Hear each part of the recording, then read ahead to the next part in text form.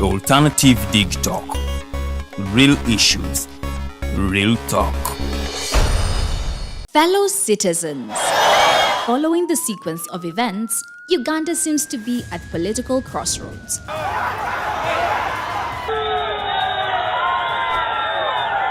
I'm not a servant of anybody.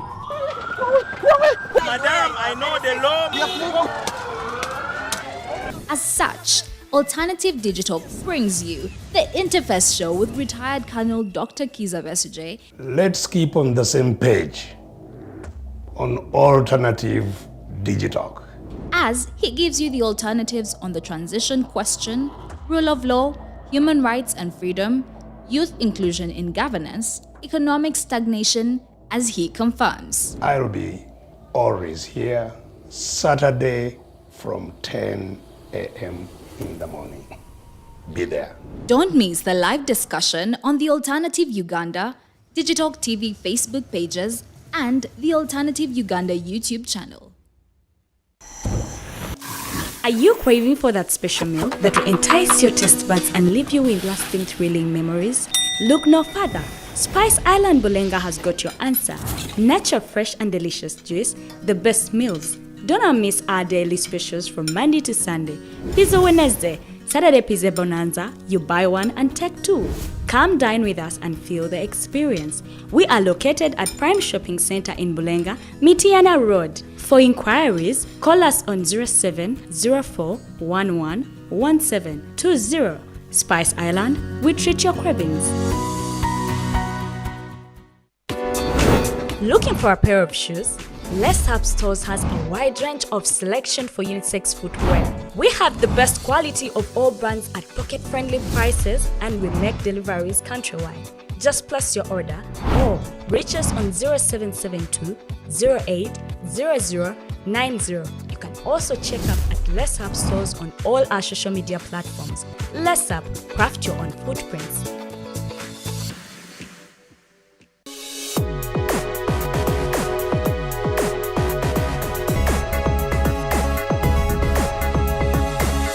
The Alternative Digitalk. Real issues, real talk.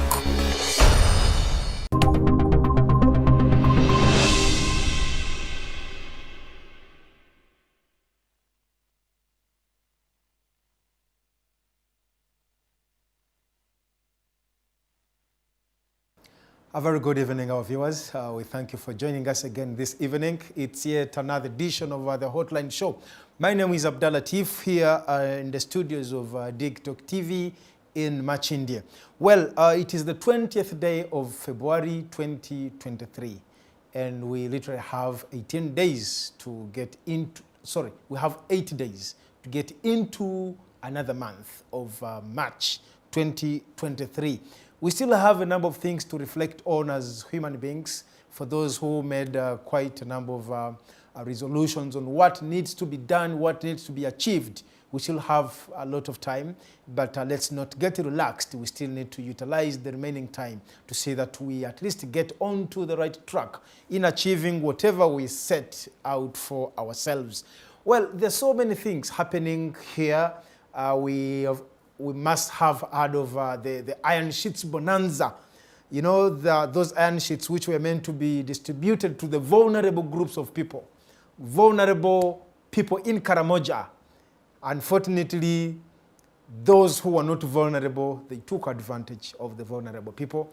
And those iron sheets were distributed among those who are really able, who have the capacity to procure them, even higher qualities than that. And now this is the kind of country we are in. This is our Uganda. And when you happen to look through the list of those who took shares of iron sheets, you will be shocked. But these are ministers. These are persons holding very, very big offices in this country, but they seem not to be satisfied with what we offer them as facilitation to do their work as a country. Well, there is a by-election taking place in Serere district, and Serere County. We have many candidates there. Each and every candidate is in high expecting mode to be declared a winner after casting their votes, which will be done next week.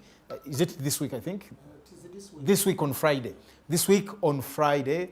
And all candidates are in high gear preparations for that day. Of course, there is Emmanuel Moding Okebe. This is the son to the left, and he's standing as an independent. We also have Honorable Alice Alaso. She's carrying the ANT flag in that election. We also have Martin Ongrucho. You will forgive my pronunciation. He's also an independent. Then Emmanuel Ratu carrying the FDC flag. And then Aucho Philip. This is the NRM flag bearer. Jama had a candidate, but he had to step down for several reasons. Not in. I think after consultations. After consultations, yes, and cooperation anyway. After consultations and the elders, came in. The Morimori? The Morimori had to, call him and no, just give it for this time. Keep it on hold. You'll give it a shot in the general elections. Well, in the studios I have Gideon, Mr. Tugume Gideon.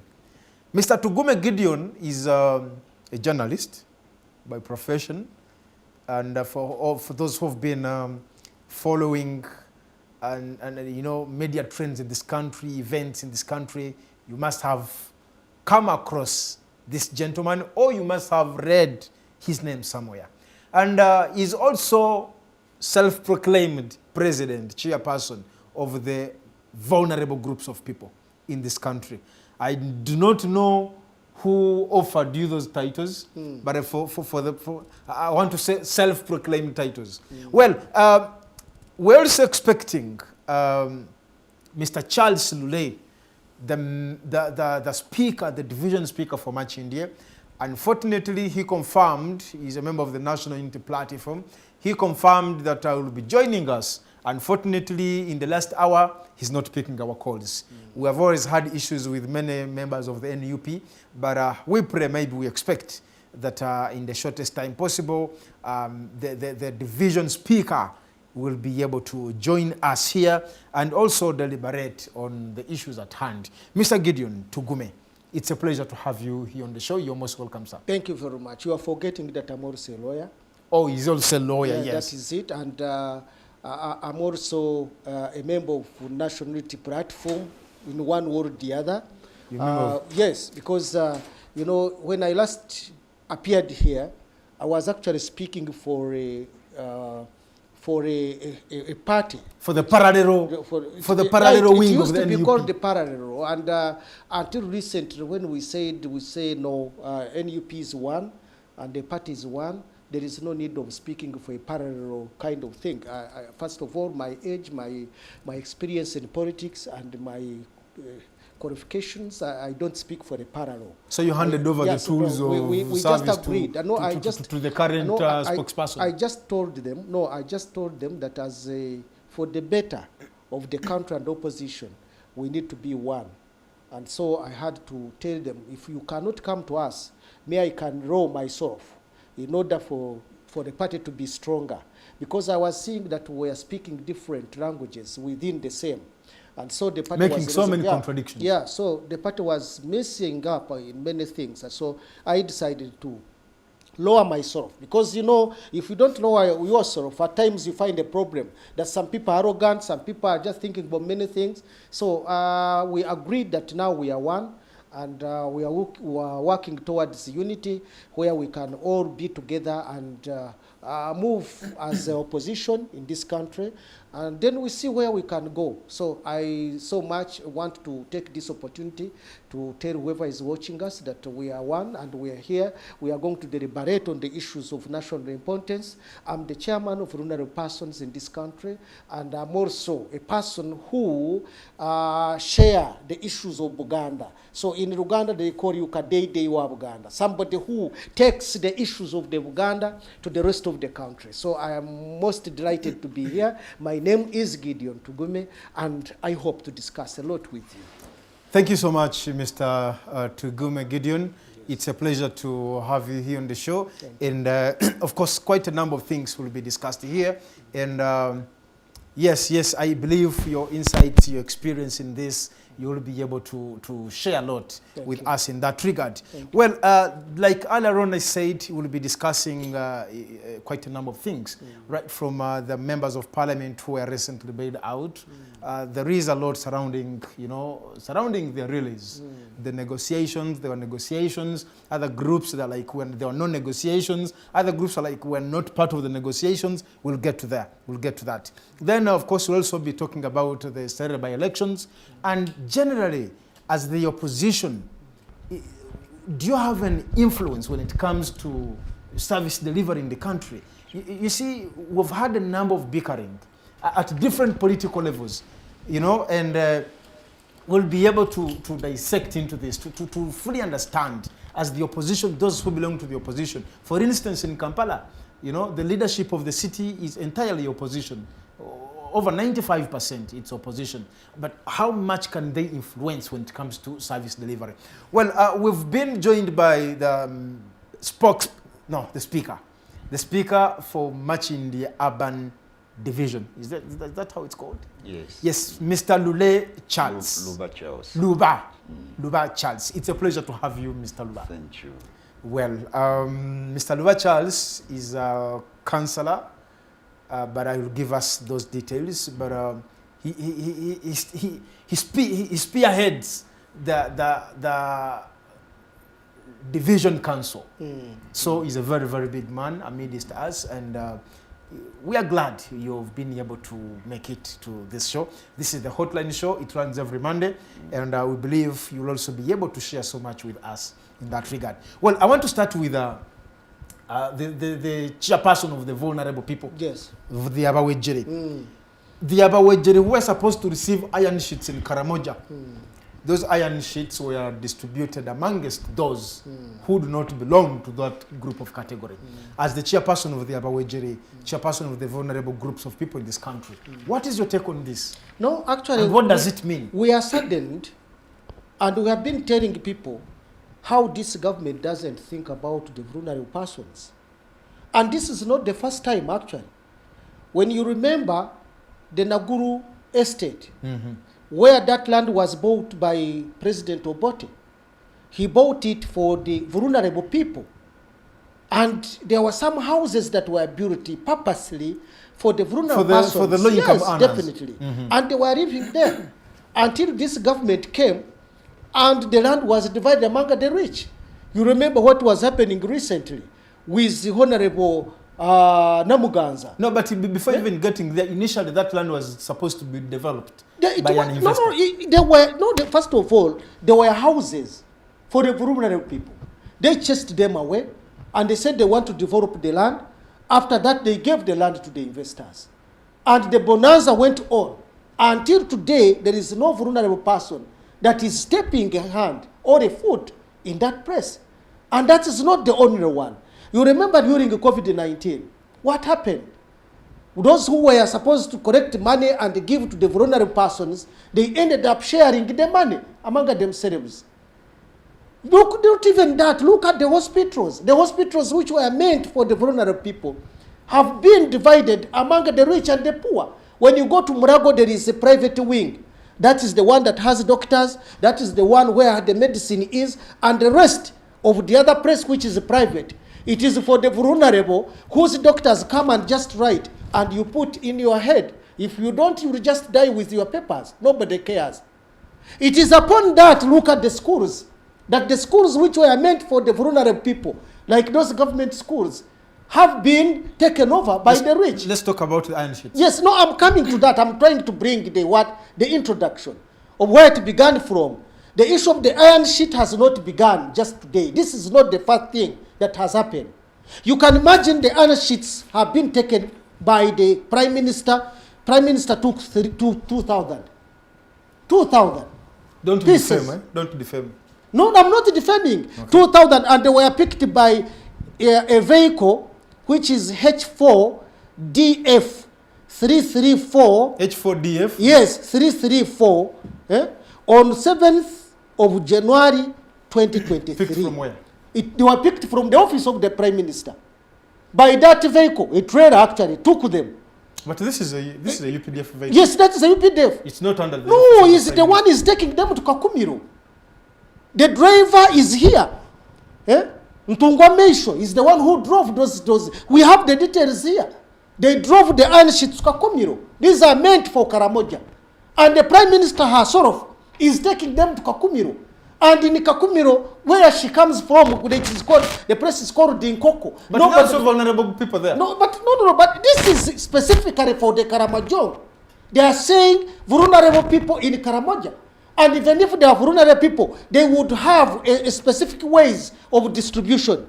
The rest of the iron sheets were taken by Vice President Arupo. Vice President Arupo took 2,000 to Katakwi. Took anyway. Nobody knows.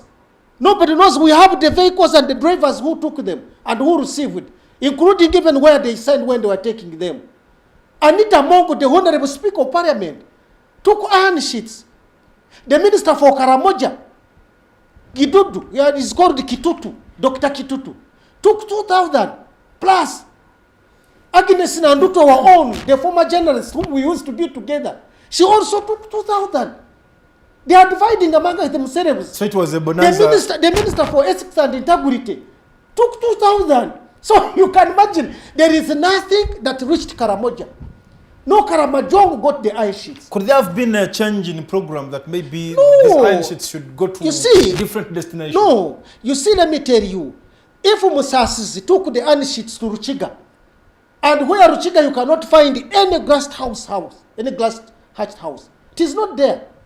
They were just dividing the iron sheets meant for the vulnerable people in Karamoja and taking these iron sheets, dividing among themselves. And these are very important persons, including Rugorobi. Amos Rugorobi took about 700 and 800 and Tisia. Even Kasaija. Do you think they need even Matia Kasaija? They don't need them. But you see, whichever is meant for the vulnerable person, these people just divide. I was telling you the COVID-19, you remember, the food, the money, the what, there is nothing that a vulnerable person got. Nothing completely. And what happens now in the parliament, where we have the members of the opposition, they are being confused there, they can't even know what is taking place. Everything is being divided among themselves. These are the people who have eaten money. These are the people who have done everything they want in this country. They have taken everything they want, including what is meant for the vulnerable persons. And nobody cares. Now, if you wrote a report and you wanted somebody to act, where is that report going to go through? It can't go through the office of the Prime Minister. It can neither go through Parliament because the Speaker is a beneficiary. It cannot go through the Cabinet because the Cabinet members have received. It doesn't go anywhere. So the President is just presiding over a very corrupt Cabinet. This is a draconian. This is a monolithic. It is a dictatorial. And we cannot accept such a things to continue happening in our country. No, we cannot. Time has come now where the vulnerable persons have to come together. We need to come together. We go and face these people. You just get someone, hold someone, you just and put down. If not, you just spit in the mouth. At least if you cannot slap, you put in the mouth. It is very unfortunate, I'm telling you. The country is running into dogs. You cannot have a cabinet which is stealing people's, just iron sheets. An iron sheet cost 25,000. Iron sheets. How do you steal iron sheets? During daylight, they were selling them in Manafa. They were selling them in Ibududa. They were selling them here in Kakumiro. Can you imagine? Well, why can't they resign? Why don't they resign? Thank you so much. And I'm going to mobilize, by the way, I'm going to mobilize the vulnerable persons. We are going to come and attack you people. We are going for you. We are coming for you. No, we are coming for you. This is very unfortunate. Which kind of a country is this? Which kind of a country is this? Well, that's Tugume Gideon. He is the self-proclaimed chairperson. Not self-proclaimed, I am the chairperson. Yes. Yes, and we have a registered organization, Hilda Uganda, which is for the vulnerable persons in Uganda. And I was elected the chairman. We have other people who are the members. You know, people should not joke with this country. This is our country. Well, when you talk, that's when they will say, this is NUP, this is what, this is the FDC, this is what. This is not a matter of political party. It is a matter of our country. People, but Jose, they have just they are underrating us. They don't even have respect for us. You cannot steal iron sheets for the vulnerable people in Karamoja. You cannot steal food for the vulnerable people in Uganda. You cannot steal their money. You cannot steal the medicine, and we remain looking at you. We shall not accept. We shall not accept. Well, thank you so much.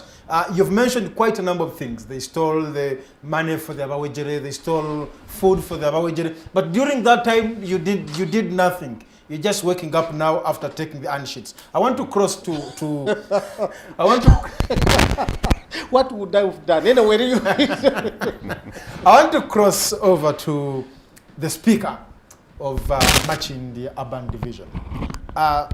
It is unfortunate if we hear of such incidents that we all know what's happening in Karamoja.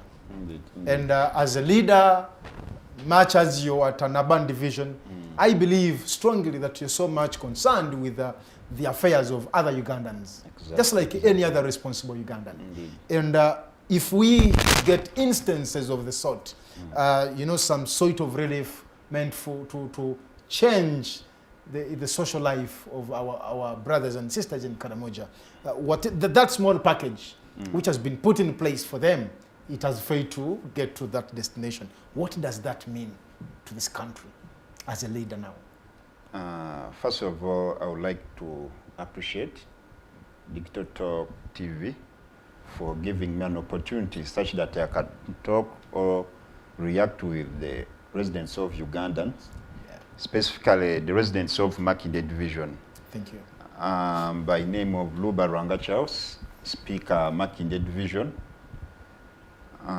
Before that, I happened to be a honorable councillor from Kansanga, which is the neighborhood of Lukuli, where this TV is neighboring. Yeah, sure. I'm glad that I've heard from Comrade Tugume Patrick Gideon, who is the chairman of the vulnerable group or people, let me say. Yeah. But this is what we have been talking about all along. Although we are now in the courts of talking about roofs, if I can give information to Mr. Tugume Gideon, maybe I don't know which gauge he's talking about, the cost of an iron sheet, but it goes up to 80,000. And if you look at the features of particulars of that particular iron sheet we are talking of, it is a high standard, because these are already particulars in the BOQ. So we are not talking about only 25,000 per each. Bills of quantities. Bills of quantities. So, but I don't want to go to just the micropic vice, because this is a vice not only in Karamoja, not only in it has happened. It has been happening. Yes. It has been happening. If we are talking about that, this is wrong. We don't talk just in a micropic way. That if we are talking of stealing, we are talking about the PGM that is rotten. That we are talking about the Ministry of Health. That we are talking about education status. We are talking about iron sheets, but the problem is not about iron sheets. It's beyond iron sheets. It is the system that is rotten. It's the system that we are trying to get rid of, such that we are on the right track. Otherwise, it's very bad to see that the people who are governing us, they can be in such instances. A prime minister, right honorable speaker, we are talking about national chambers, parliament of Uganda. It is a big brand, just to take it on a light note. As per now, in good governance, we would have been seeing some people in those given positions resigning. But because it is their norm, no one can catch on us. No one can touch us. We are above the law. No one who is going to check on the other one. That is the problem. That's why when I'm here, I usually tell Ugandans, I'm telling the people of Makindye, much as we are talking about residents of Karamoja, but this thing has been purely happening in Uganda, in Kampala, in Makindye. I can tell Ugandans we have been in a saga of KCCA, whereby each kilometer is rated at 15 billion per kilometer. Yes, I must have read of that. Yet, because if you are rating something, you have to consider what are our ratings in East Africa. What kind of road are these people going to build? So if these people can consume people's sums of money, taxpayers' money, what of mere roofs? They consume this road on Lukuli Road. Each kilometer was costing 10 billion per kilometer. Here in Lukuli, where I passed to come at this TV station. If you look at the BOQs, it is supposed to be a dual road, taking two and bringing two, with a pedestrian lane. But if you start driving along this road, you are congested on the road, competing with the pedestrian, at the same time competing with the riders of boda and bicycle. Where were the leaders on that road? So what I'm telling, Which leaders now? it is very bad to leave this business to only leaders. Is the reason why His Excellency Robert Kyagulanyi Ssentamu was saying, members of the Ugandan Republic, don't leave these issues to only leaders. They tend to be comfortable in the offices. And leaders are few, anyway. Indeed, they are few. They are few. They are supposed to be servant leaders, but they proclaim to be the bosses. It is absurd. And for me, I'm not taking, it's not, I'm not wondering that happened with the vice president, maybe the prime minister, and others. These people have been doing it. Remember in COVID, Mr. what Rwanga. happened in COVID? Mr. Rwanga. The only thing we can do is to come together. We get together and we get rid of this system. When you talk of we get together, what do you mean? If what was saying, it is not only Mr. Tugume. If I'm talking about roads, if the council is sitting, let everyone come on board. You put these leaders to audit. If you put a compensation tablet in the BOT, why is that you're not giving? Why is that you only compensating? Mr. Sudhir, if you are talking about justice for all, why is that if Mr. Mwesige Rukutana, by the time in the NRM primaries, it was using these medias, TVs, we saw Mr. Mwesige shooting a person. But remember the Otafire, General Otafire, they came and they gave Mwesige Rukutana a bail. Why is that if we are applying certain things, they are applied on a certain few individuals? We are getting there. We'll get there. Well, thank you so much. The Speaker of Makindye Urban Division, how is it called? Makindye Division Urban Council. Makindye Division Urban Council. Thank you for that correction. Yes, Chairperson of the vulnerable groups. I think we need to wind up on this issue of the iron sheets. I just want to pose one question to you. You're threatening to rally the Abawejeri. Yes. To come and how practical is that? No, it is very practical. That's what he has been saying. We need to be one. This is not Honorable Kyagulanyi's work. This is not Dr. Besige's work. This is our work as Ugandans. Today it is happening in Karamoja, tomorrow it is going to happen in Buganda. You people don't take things for granted.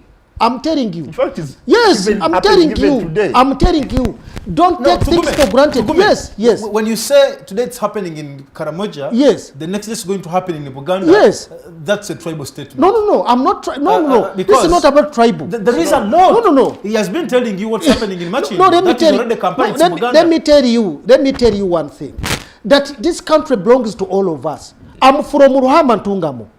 And somebody would expect that Ruhama and Tungamo is very okay. So Gideon wouldn't come out to speak. I'm speaking because I know what is happening in Ruhama. I know what is happening in Mbalala.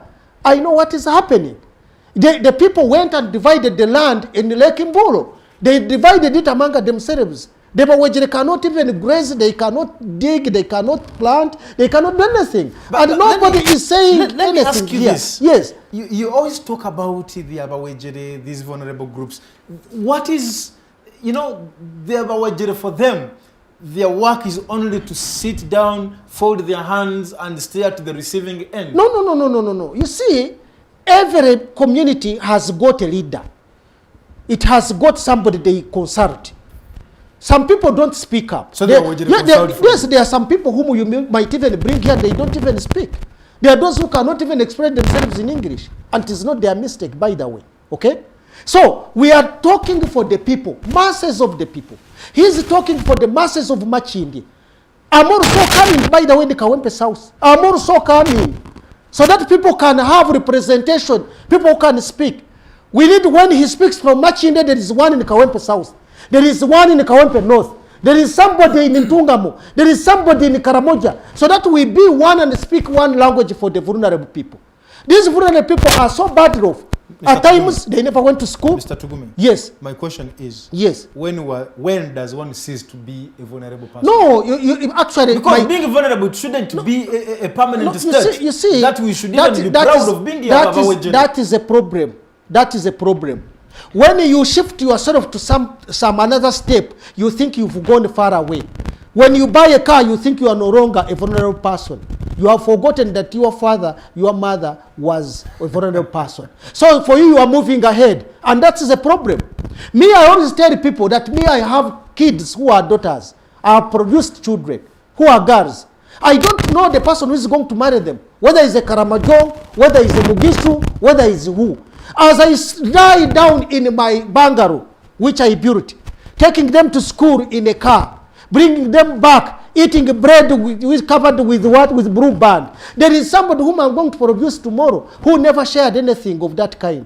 Me, I was born in Ntungamo. I married somebody from Busoga. I never knew I would ever go to Busoga and get someone. God had prepared someone. You must have a heart for the rest. Abawejere is a permanent state. No, not permanent. I'm saying that nobody wants to be permanent in that way. And my question is, the whole truth, when does one cease to be a Mwejere? And what are the interventions to help these people get off Abawejere? The whole truth is that there are those people who cannot manage themselves. They are there, they are in the communities, they cannot support themselves. And that's why as a government comes in, the reason why Urban Council comes in is to discuss and pass laws that are helping the people, and these are vulnerable people. Well, the moment you forget there is a person whom you need to assist and plan for the future, then the government ceases to exist. Thank you so much. That's what we are talking about. Thank you so much. I'm going to the speak again. Yes. Sometimes we speak for these people. The Abawejere, the vulnerable groups. And they are, these are people within, we are together, in the society, in the community. Yes. But the question is, have you, now both of you are leaders. Is leading the Abawejere. I don't know whether he keeps on recruiting every day to have the Abawejere become. No, they are already there. Bigger, they are already there. There is no need of struggling to reduce on the number. I don't know. And then you're also a representative of people in Kansanga. We know some communities in Kansanga where you can find those people who can hardly find a meal in a day. My question is, are you only looking at giving tokens to these people, or you're coming up with interventions to empower them in that they can be, someone is a Mwejere today and tomorrow is not a Mwejere? Thank you, Mr. Abdalla Tiff. Mr. Abdalla Tiff. First of all, Abawejere, maybe we can bring a more light to the people listening to us. Mwejere, me also am a Mwejere. You also a Mwejere. Don't we people out there are seeing us, maybe because I have a tie and I'm putting on a coat. No, but if we are looking... Mr. Luanga, we need to guide. You see, maybe if we speak about Wejere in Uganda, we'll confuse. Let's bring it in English. A vulnerable person. I'm not vulnerable personally. Yes. I am not. You are. I am not. You see, vulnerable. Let me tell you. Yes. Being vulnerable. I think we need to visit some dictionaries here. Yes. So people should help us, give us a clear definition of being vulnerable. You see, if you're vulnerable, a vulnerable person has no choice. No. Let's look at these gadgets we have. This is your phone. If I say,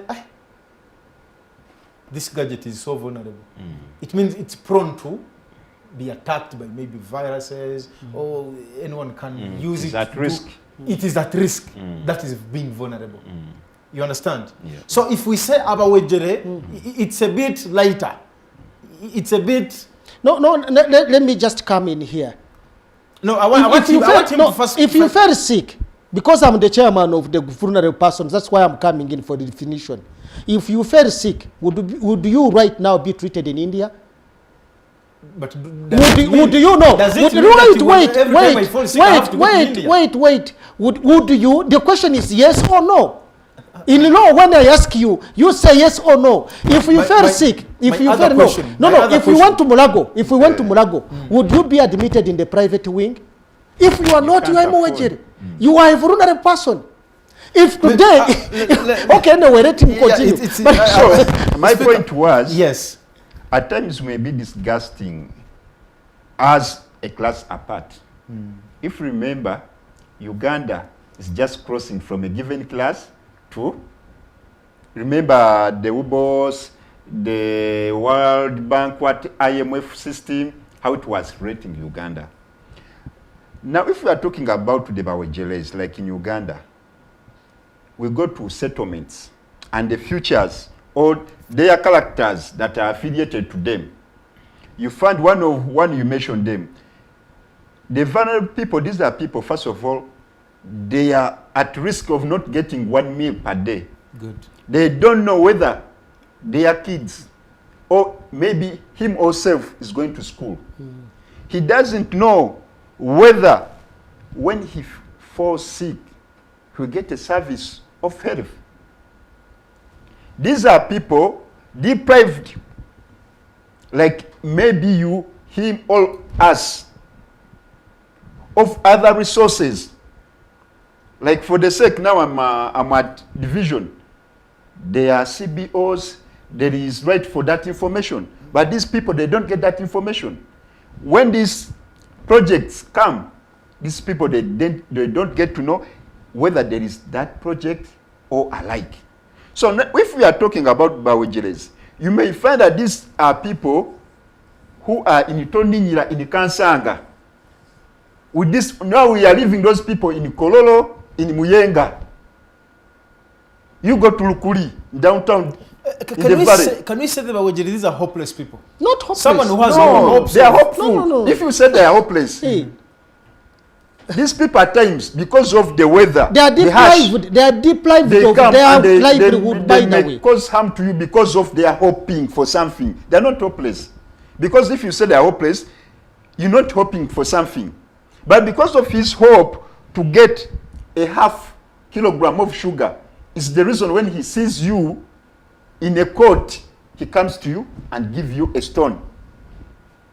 Survival for the what? For the fittest. For the fittest.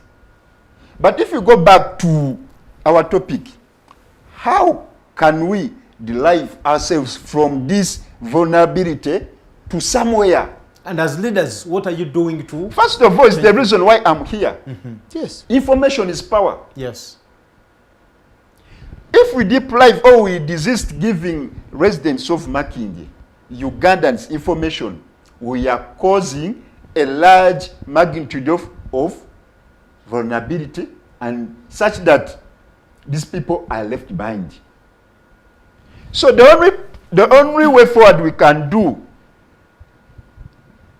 the necessities we need in Uganda, there is health status, education, shelter, and so many others.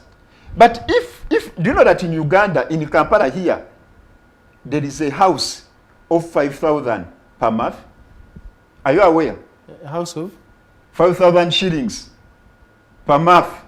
Do you know that in Uganda, even as I'm talking, there are people who are not sleeping because of a court order that people are going to be chased on their land? Do you know that as we are talking, there are people who are taken to court and they are deprived of bail because he doesn't have a lawyer? Yeah. Even the money to pay bail cash. Yet you woke up in the morning going to street to look for something. So how can we get away from that system? First of all, is to straight or to tighten our base together and we get rid of this system. Because no one is safe here. The system or governance, when governance is bad, these are the futures we feel. You remember very last time, one of your comrades in the media industry, that was in NTV, when they were capturing events at UN, they were beaten, what? That is hindering information. It was the military beating all these personnel of media. If there was an embargo or there is no movement, there's a movement order, you come up and tell Ugandans. But because these people, they are hiding something, they have a hidden agenda, that's why we are facing all these effects afterwards. Well, thank you so much, Mr. Luba Charles, the Speaker for Makindye Urban Division Council. Well, this is the Hotline Show, and of course we are looking at the number of things, a number of vulnerable groups of persons in this country. We are speaking for those Ugandans who cannot afford a meal in a day, who do not even have plans of getting a meal in a day. But they live when it falls off, they're like, yes, we have to survive under whatever circumstances. And the question again is, how are the leaders doing to support and improve the welfare, the well-being, the social welfare of these Ugandans? Because much as we are all struggling to see that we make ends meet, we must empower these groups of people. We must support them. But again, it's also devastating when there is that little package for them and it fails to get onto them. I think before you come back to Mr. Tugume, actually, we need to talk about the PDM, Parish Development Model in Makindye Division. According to the reports, it's each parish should get 100 millions. And if each parish is getting 100 million shillings, we have parishes with people of around 1,000 or even plus. 1,000? You're talking of Kasumu of 20,000 people. 1,000. 20,000. Now in Makindye you have 400,000 people. 400,000. Indeed. So, and you they have registered. Mind you, we are talking about estimates. We estimate to be like this. So we have, okay, on average, well, let's say that we can have a minimum the minimum number of people in a parish, like 2,000. Let's take that as we are talking about 20 parishes in Makindye Division. Great. Now, if a village, if a parish has 2,000 people, on average. If you divide 400, divide by 20. Yes. So 2,000 people, each parish is being given 100 million shillings. And I heard the 100 million shillings does not come in a lump sum. Each division is given 100. Each division is given 100 million. Yes. Comprising of 20 parishes. On assumption. On assumption. Each division is getting 100. Yes. You know, Kampala divisions are being equated to a parish. So what is being given? Yes, when Kampala division, which has got 20 parishes, has been equated to a parish. So what is given to a parish in the village in Ntungamu? It is given to a division. It is given to division in Kampala. That is 100 million. That is 100 million. And even what has been given right now is only 17 million that has reached that. Not even 25. Yes, and that Yes. 17 million is actually to some few parishes. The rest have not got. Isn't that going to honorary mobilizers? Let him first talk. As a leader, how are you handling this? First of Because all, much as this is a government program, you're a leader, much as you subscribe to an opposition political party, you must influence this. like how we started, the inertialness in the government that we are seeing and where we subscribe, it is unfortunate. Like he said, the 100 million they are talking of. If I can give you the statistics of Kampala, Kampala has 5 million residents. Those people who reside within Kampala. During daytime, we have around 11 million. Isn't that too much? 11 million. I thought Kampala has residents of around between 1.5 to 2, those who reside within Kampala, and then those who do business in Kampala, around 4 million people. We have around 5 million, those who reside within Kampala. And there are those who come just for migration of the labor and whatsoever to do business. Then if you go to Makindye, we are talking of Makindye with about 400,000 residents. 400,000 residents, having 20 parishes. Now, on assumption that each parish has around 20,000 residents. If you go to Lukuli, on assumption that we have an equal number across, Lukuli has 20,000 residents. If you are to benefit, you get that 100 million divided by the 20. The 100 divided by the 20 parishes. You see that almost each is getting 5 million. Yet the aim of the PDM is for the vulnerable people, those people who are working for day-to-day income, leave alone those with monthly wages, monthly incomes, but those in saloons, those people in the markets, those border, those are the beneficiaries according to the design. But it is unfortunate that, first of all, when the PDM, they set up their program, they didn't involve the leaders. You were left behind. We are left behind. They involved the RCCs and their system and the PSOs. Yet this is a government project, a government business, which should be an oversight by the leaders. Because the role of the area councillors and the representatives is to oversee all government business and programs. But because their agenda is not for benefit for all, it's for cadres, it's the reason why they are hiding the information, first of all. It's the reason why they are hinted for the benefit of the vulnerables. They don't get the right information. But for us, if you go back to the ground, these people are asking us, how can we? Indeed, you telling me that you don't Kampala. But you have no answers. We just know that, yes, money is there, but it's not yet dispersed off to the division. Last time, this money was taken back because of the Finance Act. You remember, if it's not used within the financial year, it goes back. Up to now, not yet dispersed to beneficiaries. But they created these PDCs. And they were created in Makindye. They were called to the division and they created. In the creation of the PDCs. What is PDC? The Parish Development Committee. Okay, yes. It involves the LOC2, the NRM chairman. For the parish or for the village? For LOC2. If that is parish, okay. With the woman representative, a person with that is the PWD, comprising of something like 10. The only issue wouldn't have been that you bring this money, give them to the parish development committee.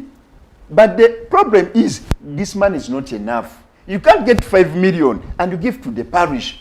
We are talking of a parish having around 20 villages. Like Kansanga has 18 villages that make Kansanga.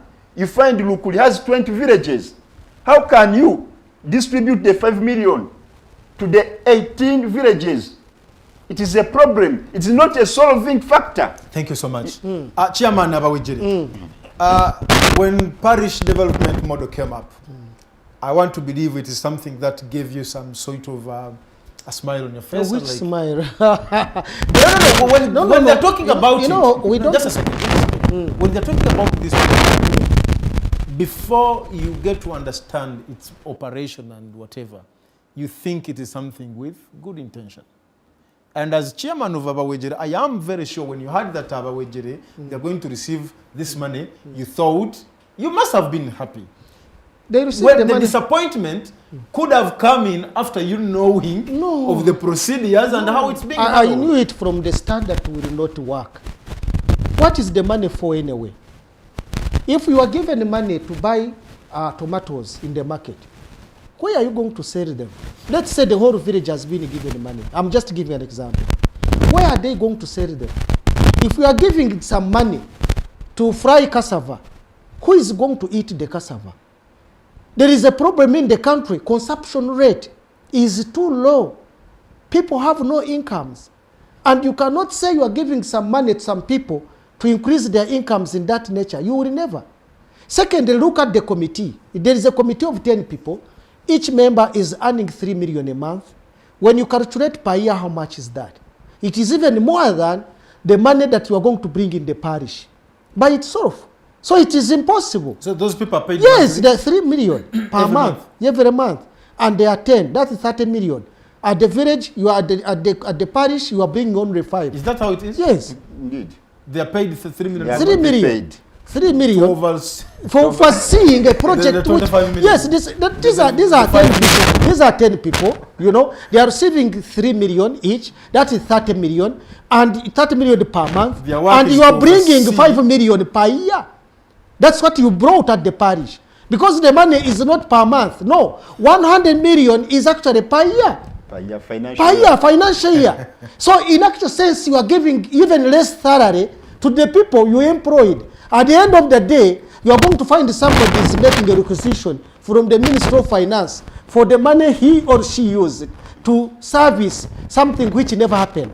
So this is a flop. It is not a project. You know, a model should have happened somewhere. That there was a parish where they first of all took some money, made that kind of a project to see whether it works. It is not there. Where is the parish? There is no model parish. You cannot model the whole country at once. Never. It will never work. So me, I'm seeing this as a flop. I'm seeing this as just a token. So that would have not been part of that. They will never even get anything. And no Mwejere will get. They are selecting 110 groups. 110 groups in the whole parish. And those 110 groups, when you look at the 30 NRM members at the village, they are even more than those ones. And they are considering, first of all, NRM. So there is completely nothing. This is something to keep people just aside like that. It is like the other one which they brought, which was wealth creation, where they were bringing a cow. And the cow, yes, the cow to produce, and you give a friend, you give a neighbor. A cow takes a whole, you people, you don't know cows. We are from the cows. A cow takes a whole year to produce. Now a person waits for a cow to produce and making the cow to grow to the stage of producing. So in 5 years, about 5 years, it will have produced only once. And the people are saying we are getting rich. You can never get rich in that way. I laughed at them. I said, now a vulnerable person will die vulnerable. And don't circumnavigate about this thing. This thing is completely horrible. There is nothing. Somebody should not lie to you that President 7 is bringing any idea which is helping the people. What would they have done? One, if they knew that in Bugerere they grow pineapples, let them buy a square mile of land in Bugerere. They make an association of people or a circle of about 2,000 youth in that area. They select among themselves chairman, or they can select a manager, they select accountant, marketing manager, and others. And then the government gives them a period of 1 year by putting on their accounts at least 200,000 every month for a period of a year when they are producing. After production, they sell massively to the market in Uganda. They sell outside to the Sudan and the rest of the stuff. Then the rest, we bring in a small scale industry to make juice out of that. Then you will find that people are selling juice, others are saying this, and that's what can, that's what can come. Me, I went to China. I went with 2 pineapples. I got a ticket to China. I went to 2 pineapples in my bag. When I reached there, we cut only 1. Chinese loved the pineapples of Uganda. Said, can you please bring 20 containers of pineapples to China? We give you a market to supply China market. You cannot find those pineapples in Uganda. Go to Matoke. Matoke are coming from 330 kilometers from Tugume to Kampala. Why don't we grow Matoke massively in Uganda here? Let us buy land for the people, about 500 people. You said about Wejeri. Yes, we die about Wejeri. So you got a deal of pineapples, but you nobody. No, you cannot get. Where will you get them? They are just planting about 200, 100, and they are eaten in Kasubi. They are eaten in what? You cannot. Let me tell you. Even what we are supplying into the markets in Uganda are not from here. Carrots are from Kenya. Mangoes are from Kenya. Everything is from Kenya. And do you know how Kenyans are doing? Do you know how Kenyans are doing? Look, Abdalla Tiff. Kenyans are working through that kind of societies. Those societies, the cooperatives, they have bought vehicles, they have bought shops, they have bought what in cooperatives. Here we completely deleted the cooperatives. The bank was sold. All the government agencies were sold. It is an agenda for the system. Yes, we completely have nothing. He disbanded all the cooperatives. All the cooperatives. In the unions of the transporters, yes, the banks, the farmers, everything. The coffee unions, we are disbanded. Everything. Well, we need to go for a very short break. Okay. Comrades, all right. I really thank you for your submissions and the insights you're sharing with us. It's an interesting conversation. We need to go for a very short break, and when we return, of course, the Hotline Show will have to continue. My name is Abdalla Tiff.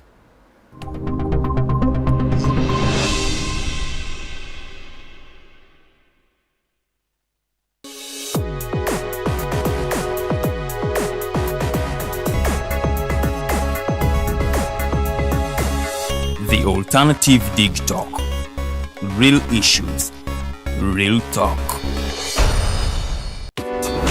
Looking for a pair of shoes? Let's Up Stores has a wide range of selection for unisex footwear. We have the best quality of all brands at pocket-friendly prices, and we make deliveries countrywide. Just place your order or reach us on 0772 08 0090. You can also check up at Let's Up Stores on all our social media platforms. Let's Up, craft your own footprints. Fellow citizens, following the sequence of events, Uganda seems to be at political crossroads.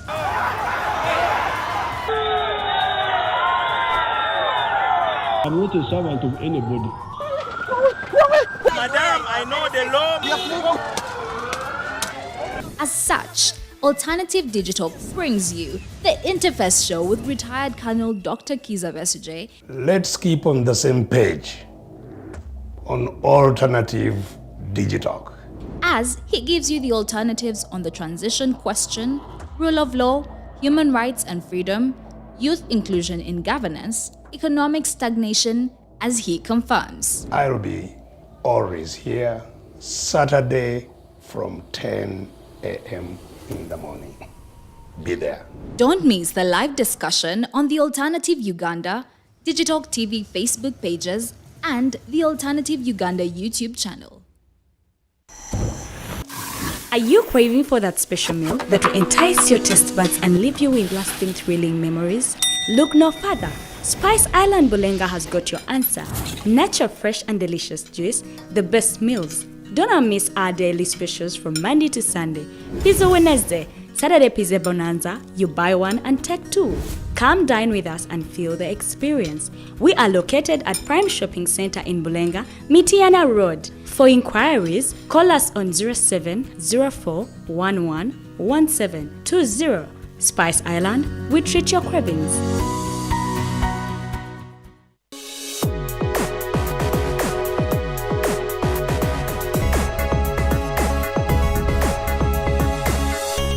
Alternative Digitalk. Real issues, real talk.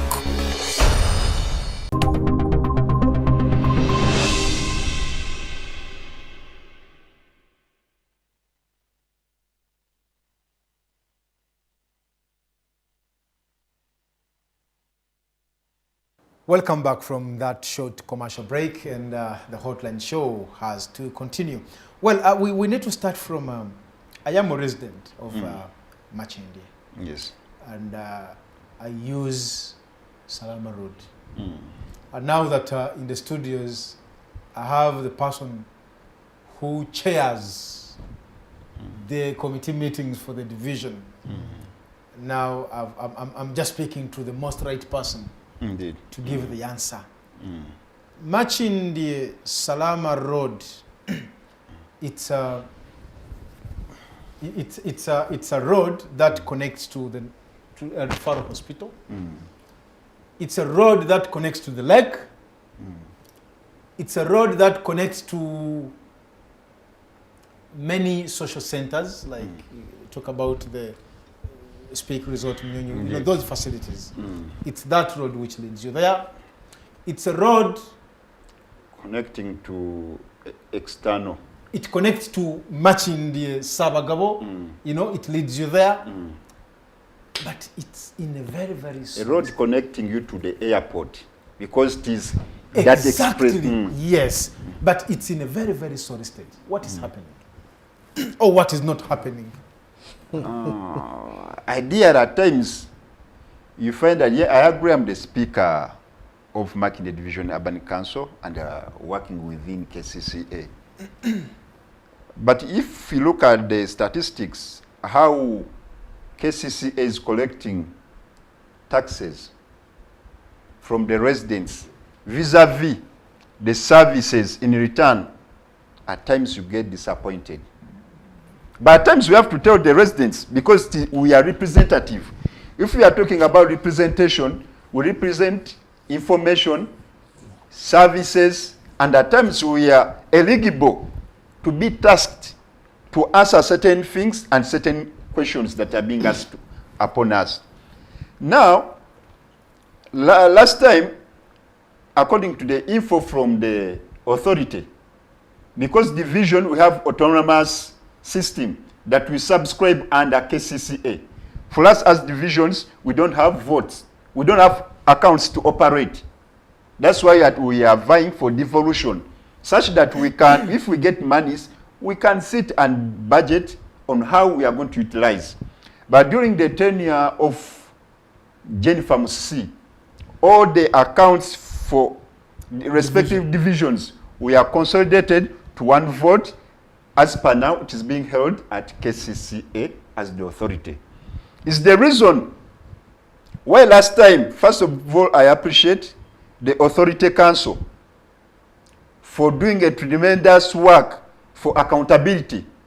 That is one role of leaders, to task, to plan, scrutinize, and ledger for accountability for any value for taxpayers' money.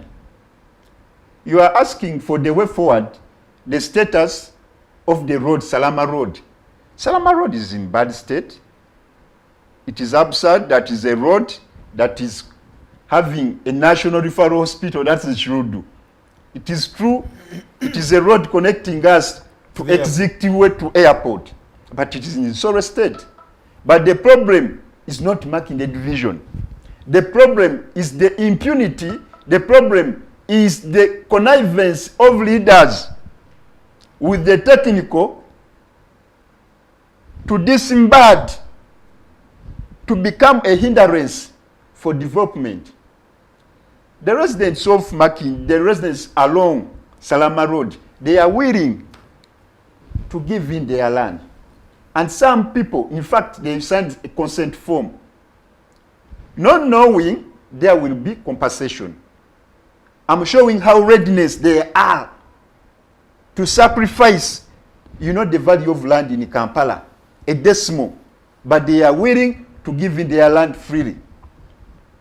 But when we are watching, when I was in the Authority Council, it's when I got to know there is a loan on behalf of the people of Uganda, the government of Uganda, through ADB, Africa Development Bank, and JICA, the Japanese. they acquired a loan whereby Ugandans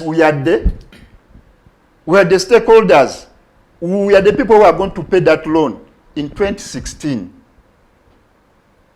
That loan, there was a condition that the government of Uganda, among the budget priorities, they have to compensate those people who are to be affected by this project.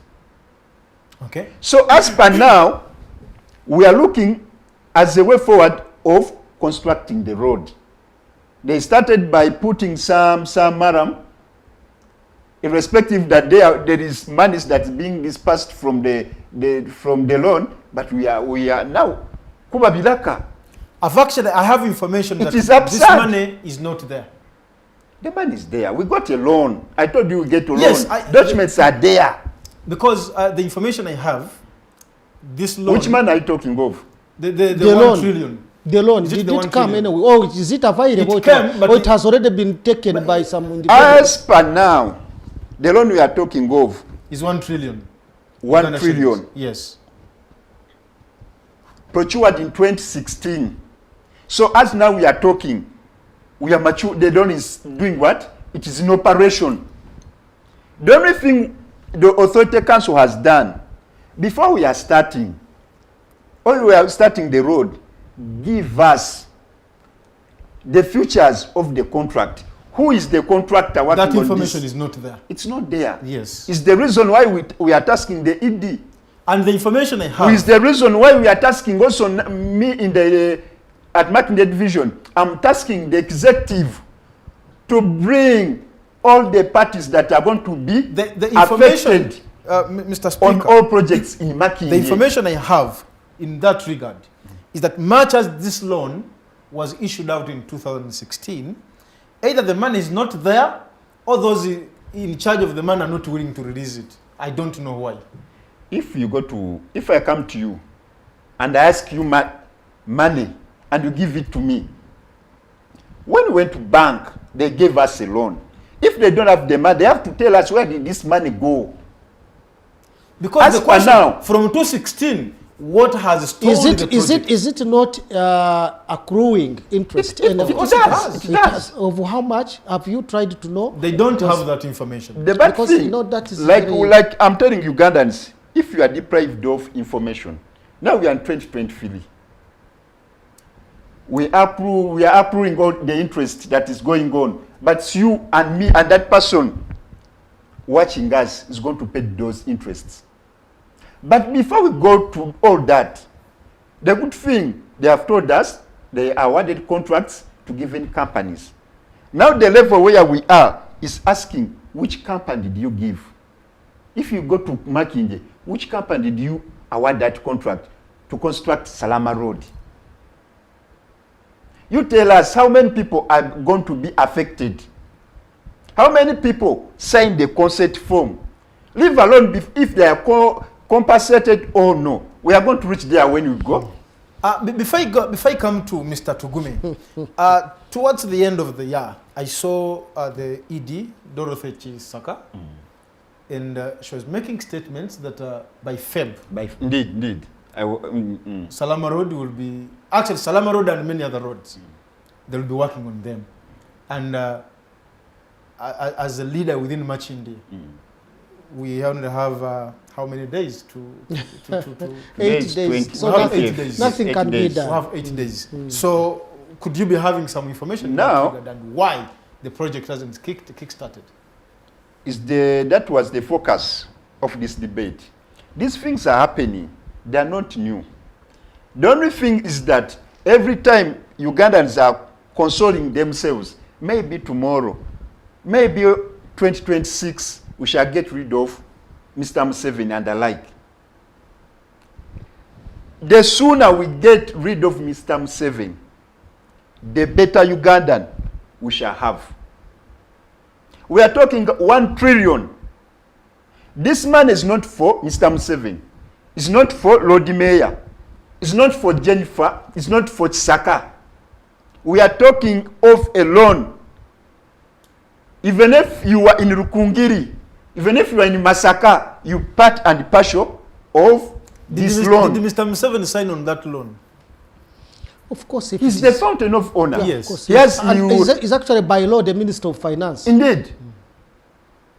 If the Minister of Finance does, it is as Mr. Museveni, because these are agents by law acting on behalf, although they are in office illegally. But what we can do is come up together and we force these people. Because now if Luba Charles, the Speaker of Makindye, is saying, hey, look here, I have information, vivid information, that there is money for compensation. 41 billion. 40.7 billion. Okay. I'm asking, how much was awarded to Makindye division? Because there are also other divisions in this contract. Is the reason why I'm asking the executive, because whatever the executive is doing it on behalf of the council. They have to explain the council. I appreciate my mayor, his worship, Ali Kasirye Mnganda, has been traversing all over Makindye about the roads construction. We appreciate. But what we need is accountability for the values of the taxpayers' money at the end of it. Well, now, I want to bring in Mr. Tugume. Yes, now. This debate seems very, very extensive. And when it's broad. Yeah, it is broad. You know, when you talk about roads, these are things we need as residents. It is a public good. By the way, just small. You can opt to go to a private or a public hospital. You can opt to go to a private school or public a public school. For But roads? you can't, for roads, you have no option. Yeah. So, besides, don't tell me Mr. Museveni must No. The issue is not about actually Museveni going. No. The issue is the quality of people that we do erect. For example, he can interpret some issues. He's talking of BQAs. Nobody knows. Some councillors cannot even interpret anything. And that's very dangerous for a country. That a councillor who is representing that area cannot even know what is taking place, cannot read even anything. We are just sending people who cannot do, who cannot act, who cannot understand. Even the members of parliament. They don't know anything. They don't research. Just a second. Yes. Is it a problem with these elected leaders, or they are being suffocated let me tell you, this is not about suffocation. One, he is coming up now here, and what he's talking about, he has the knowledge about it. How many people have that knowledge? If all councillors in Makindye understood that, together with the mayor, they would even take up a decision to go and say, please, we want this road to be worked upon. And they even take on, they can even sue. But the loan we are talking about, yes, even the Lord Mayor does not know about it. And that's what I'm talking about. Okay, he knows about it, but he doesn't have the details about it. That's what I'm talking about. We have an act of access to information. He knows. In law, you have an act which allows you to access any information within 21 days. Within 21 days from any government agency. But which councillor do understand this? We are electing councillors to go and make a noise. And the councils, I'm telling you, they don't make research. They don't understand what is going on. They even don't know that money is even there. They don't know what has taken place. They even fear. They are timid. You know, we are derailed by the sycophants at the city council. They even fear the Chisaka. They cannot go to her office and talk. Is the reason why I'm appreciating this council. Yes. But at least for them, they have stood firm and they are tasking the ED, please, you are the accounting officer. First of all, tell us the companies that are involved in this contract. You see, it is this council that at least has enlightened the public. What is going to happen? What is going to happen is that they are going to call a few of them somewhere, sit with them and give them some small money, and they completely forget about it. You know, whichever is taking place here is because of ignorance. People are so ignorant. The members of parliament were electing. They don't know what is taking place. I'm telling you, I know. A member of parliament is supposed to work, has the work of oversight, to look into what is happening in his or her constituency. Should have researchers, is paid for to have a researcher who should be researching within the constituency of what takes place. These people are not doing anything.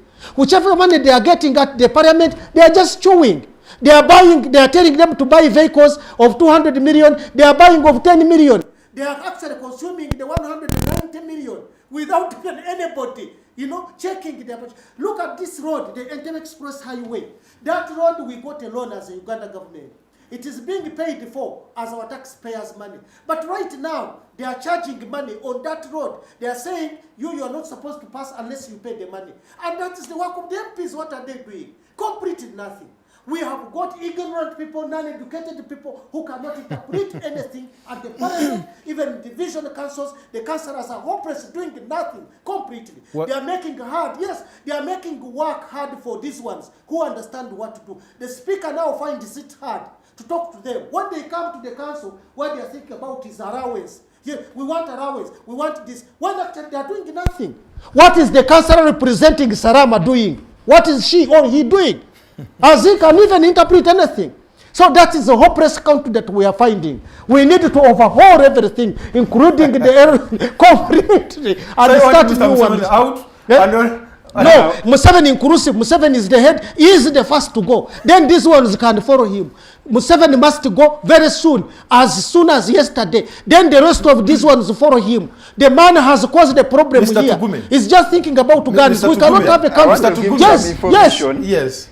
It is this after the coming of His Excellency Robert Kyagulanyi Ssentamu that witnessed Parliament seeing theft within Parliament.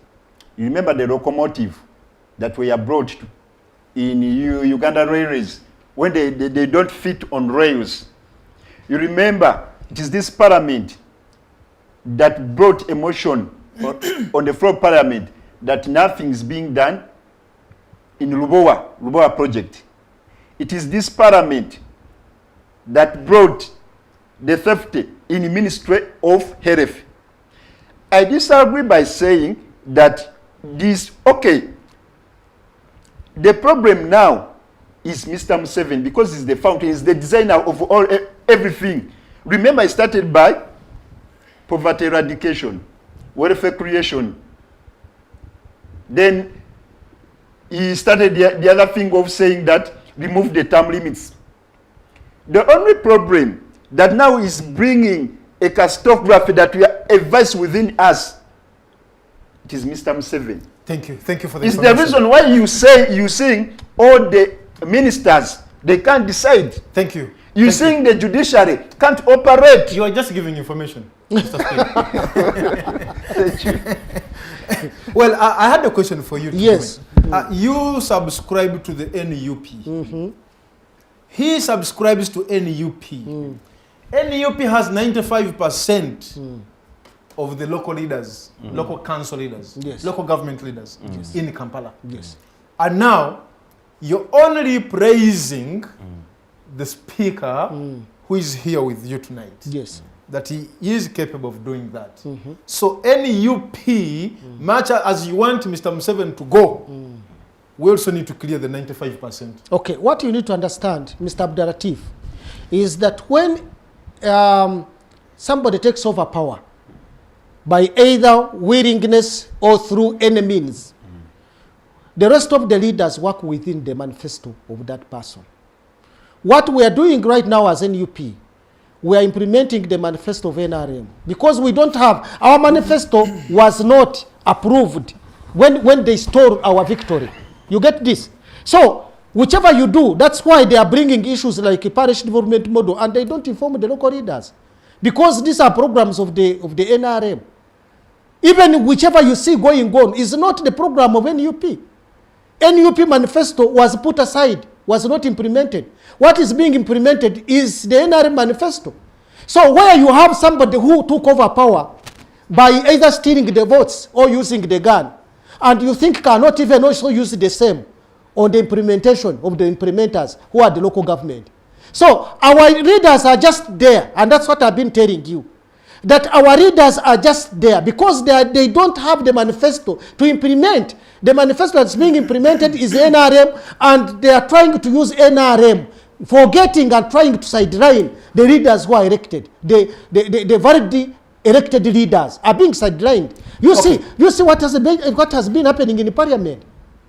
that they are trying to sideline the people like Zake has been pushed away from the parliamentary commission. Well. So what do you expect? We are discussing the role of opposition in service delivery. Yes. Given the circumstance and the background both of you have shared here, do we need, can an opposition leader thrive and perform and deliver for his electorates under the current situation? What are we doing right now? We are actually delivering. We are talking to the masses. Then what is hindering? We are talking to the masses. What is hindering No, service I've delivery? told you that there are issues of manifesto implementation. The issues of manifesto implementation, NRM is sidelining directed leaders, especially in opposition-dominated areas. And my question, I want to pose the same question again. Yes. We are discussing service delivery. How do you... Just a second. Yes. Service delivery. Yes. We are talking about the roads in Kampala. Yes. We are talking about health services in Kampala.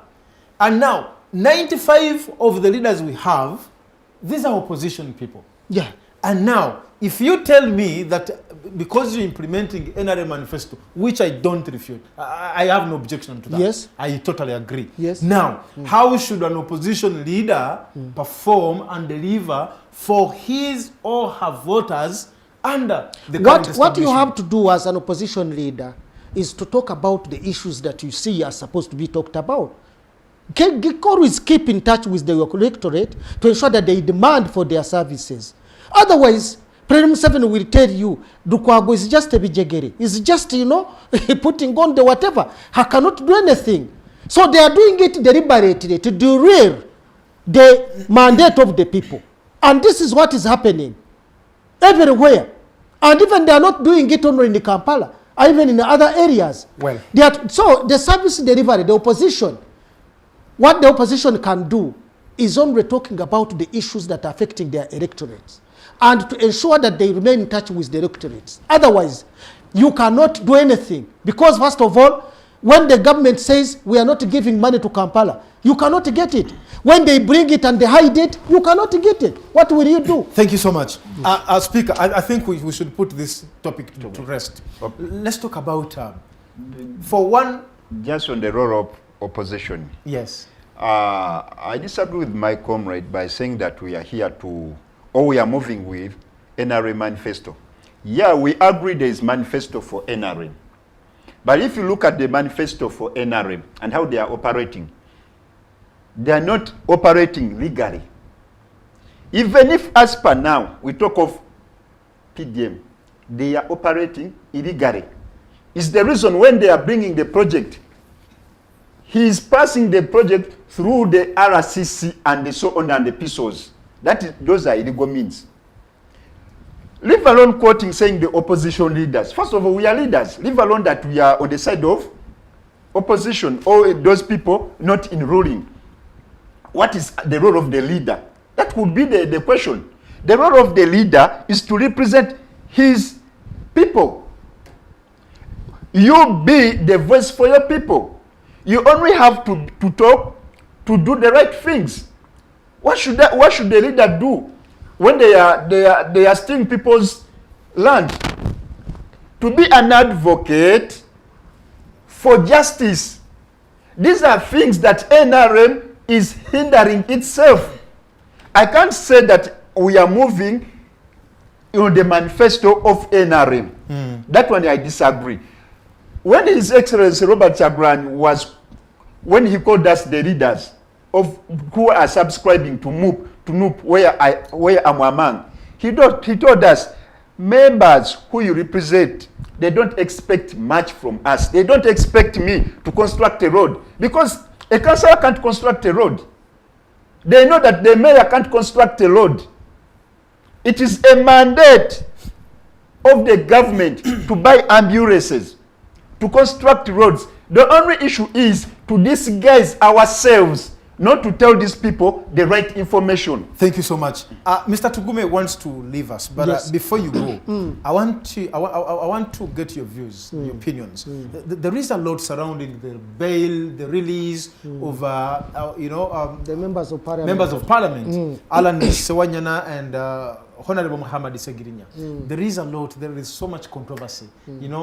Other people, the lawyers that were not, didn't have information of the negotiations and all that. Just give us your opinion in that fracas, and before we let you go. Now, in the first place, as a lawyer, when somebody has got a case to answer and has been charged in the courts of law, the only process that can be followed is to apply for bail. And when you are applying for bail, it is at the court's discretion to either allow or not to allow. And secondly, if there is any negotiation, it is on record free bargaining, that you accept the charge, you say, I committed the crime, and then the court says, because you've not wasted a lot of time, let us charge you for a lesser sentence. That is the only allowed ways through litigation, through courts of law. So anybody who goes aside and discusses the issues of court to release someone is doing it illegally. It actually happened. That is why President Chagulanyi said, I think what was done was not lawful, because there was no processes, court processes. In the first place, when these people went to court, the lawyers went to court to apply for bail. Actually, these MPs were released earlier. Yes, they were given bail. Yeah, they were 20 released earlier. million each. Yes, and the money, leave alone the money. It's sort of, I haven't gone actually to the bail applications and the cash. No, that's the process of court. That when a court is to give you bail, can ask for any money, either in cash or not cash. But this time they asked for 20 million. Actually, 20 million for what anyway? But that one is, leave that one alone, because court has its own discretion on the amount of money. But now I'm looking at the processes. When these people went to court to apply for bail, before even the bail is granted by court, the MPs were released already, without even signing the bail or the bail bonds. And they did not sign. Okay. They did not sign at all. And by the time the lawyers came from Masaka to come to Chigo, they found when these MPs were not there. They did not meet them up to now. They haven't met them, by the way. Do you know that? Yes. Where are they? And they have not even And been... where are they? We always tell people, we don't want to be duped, because first of all, we're educated people. We understand what is going on. Where is MP Segirinya and Honorable Sewanyana? Where are they? Have they been released anyway? Did they sign bonds, court bonds? Did they? How were they released before? Even the court sits in Masaka. Their lawyers haven't seen them up to now. And their parents, they are the ones saying they are here. Where are they? They haven't talked anything. They haven't done anything. And someone comes up and say, I've discussed, we have already negotiated for these people to be released. This is stupid. Because legally you cannot do that. You can't do it. So we don't know whether these people were released. Nobody knows whether they were released or not. This was a deal of some people. There are some people who were using them to get some money, and they got money. They duped the president. We want to know, when these people, you see the country, the whole world is looking at them, let's release them, and before even the court gives them bail so that we can get marriage outside. And they got money. And those are the people who are putting them on the wall to explain under which circumstance do you go to discuss matters of court, privately. That is illegal. And they should even be charged. In actual sense, if you do that, you are trying to now kill the case which is before court of murder. You are saying these people are charged of murder, these people are charged of attempting murder, you are charged of that. And in the law, in the penal code, anybody who connives with another to commit a felony, that person becomes felonious. If you try to commit a felony, you are seeing somebody committing a felony. And you don't negotiate. By the way, you don't negotiate. The court put that. You don't negotiate. It should come from court. Yes, you cannot negotiate. And gives you a leeway. Definitely, yes. The moment you negotiate outside the court, when it is a criminal offense, you are part of that offense. You are accomplice and you are charged in the courts of law. You can be sentenced at the same. Hindering justice. Hindering justice. It is very clear. So whoever tried to hide a felony is felonious. That's why we can charge a bed Bwanika. That's why we can charge the leader of opposition. That's why we can charge anybody in the courts of law. These people are going to solve the law. You are not supposed to do that. You can't do it. No, if we go to the, by the way, Gideon Tugume, if I knew that Abed Bwanika participated in a certain negotiation without following the court procedure, I can sue him and I will get damages out of him. He will even be charged in the courts of law. You are condoning, you can't do that. It is illegal. And that's what happened. And that's what we are telling people, that, whichever is taking place actually was illegal completely. So with that kind of injustice that is taking place within our country, that is something we cannot allow. And that's why the MPs up to now, to me, as somebody who knows the law, I know that they are not released on bail. They haven't signed the bail applications. They haven't. Secondly, they did not actually, they were not handed over to their lawyers. And they have not even talked anything. We even don't know where they are. So I cannot talk about something which is not even known, which is nowhere at all. I don't belong to legality. I cannot support legality in this country. This is something that we are fighting with Museveni together with his people. They must go. They must leave this country. We must remove them as soon as possible. These people must go. They must go. There is no question about that. No, you are bringing things which are not happening. Judiciary, first of all, you are showing the judiciary that is losing its sense. If you can say the judiciary is sitting somewhere to hear a bail application for a suspect who is already not in jail, who has already been released, and we have been hearing this, that the arrest person, take the person to prison, and the person is released at night to go and do his own work. That's what is happening. Which country is this? No way. I thank you very much, and I have to say, yes, I'm just leaving. I'm sorry. I have another program which I'm going to attend. But please, we must work together as a team. We must work together as Ugandans, and this is our country. We are not going to fight in Rwanda. We are not going to fight in Tanzania. This is Uganda. We must bring sanity back to our country. We must bring whoever is trying to bring this kind of diversion to book. We must take them to courts of law, and they will answer very soon. I thank you. Thank you so much. Maybe you're going to pass there. That beautiful lady there is going to help disarm you. Thank you very much. Yes. You shouldn't go with our gadgets. No, I can't go with yes. Otherwise, we thank you for circumstance of law. Thank you so much for your time, Bwana Tugume. Well, I want to continue now with the speaker. Yes. We want to pick it up from where Tugume has left it. For one 17 months. 70, that is 1 and 4 months time. No, so actually it's 1 year and 7 months. 1 year and 4 months. No. 1 year and 7 months. There are 17 months, you said. No. It's 1 year and 7 months. 1 year and 7 months. Yes. First of all, it is unfortunate because Uganda as a brand is losing out.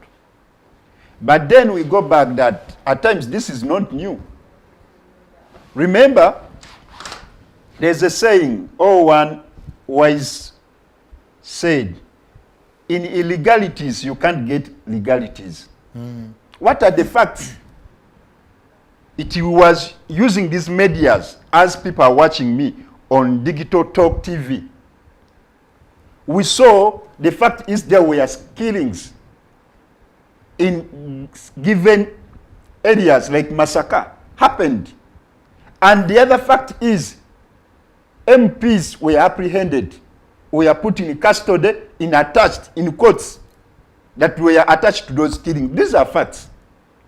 The other fact is that they have been in custody for more than a year. Those are facts. And there has been a judicial hearing.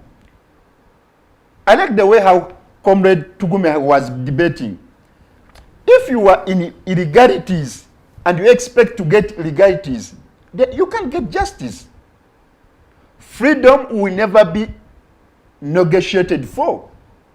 So in your thinking... Freedom. Because now if it is true that these people, they didn't get through the legal means of the judicial system to get justice. They didn't get justice. They didn't sign the bond. They are lawyers. Because even today they are lawyers. Like if They're actually green about the whole process. that's it.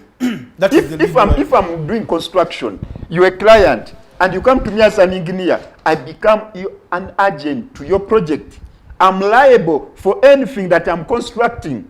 Is the reason why you bring a qualified engineer to build for a given building. But before we get to that, we saw the leader of opposition joining the panel now as a, joining the council, the lawyers, to defend the accused. What does that mean? And then is the same person, many of you, for those who believe that he spearheaded the negotiations, that you're pointing fingers at. What do you think made him in the last minute to say that I am also joining the bench? One, like I was talking about facts. I don't want to look at the few individuals and the likes. Well, let's talk about the facts. Like I said, freedom, you can't negotiate for freedom. The fact is there were killings. And the fact is these are representatives of the people. One is the Republic of Kawepa, another is the Republic from Makindye. These are facts. These are leaders.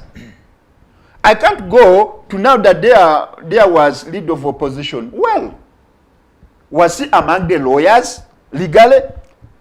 Where has he been since the case started? I don't want to go into those bits. But now the fact is these were apprehended illegally. From the word go, the judicial system, all the people who brought the case to court, they didn't have evidence from the word go.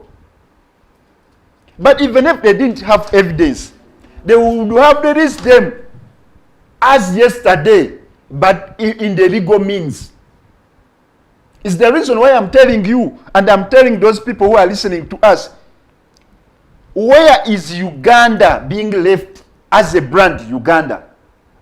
Judicial system, we are seeing now who is behind the judicial system. Remember, after a month prior their release, this is where the movie scene started. You remember the statement from the Chief Justice, what he said. And afterwards, in the movie way, as if we are seeing a given movie, these people are released in a malicious way.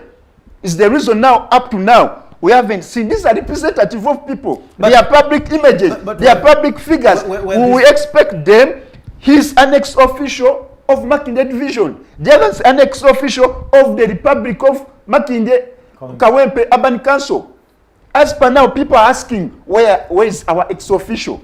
But let me ask, for the 1 year and 7 months, have these people been in Chigo? They have been there illegally. Like our you don't know. I can't, for us we know through their legal means. We can't be here and we discuss illegality. I said that. I'm discussing the legal means. Yes, I know. But I am also asking, for the time they have been there. As a resident of Makindye. Indeed. And the leader of Makindye. And the leader in Makindye. Honorable Sewanya is the leader of Makindye, representative. Just a second. Yes. For the 1 year and 7 months, these people have been in Chigo. Indeed. Is it true they've been in Chigo? Is it true they've been in jail?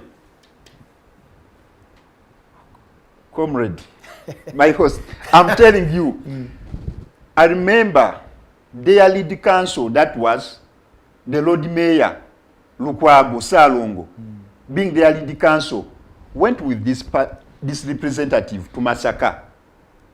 And the court sent them to custody in Chigo. Every Ugandan knows that legal means. Now for them, if they have been in Chigo for that year, or they have been moving, I can't go into that. For me, I know they have been there. Until now, the new scenes are coming out.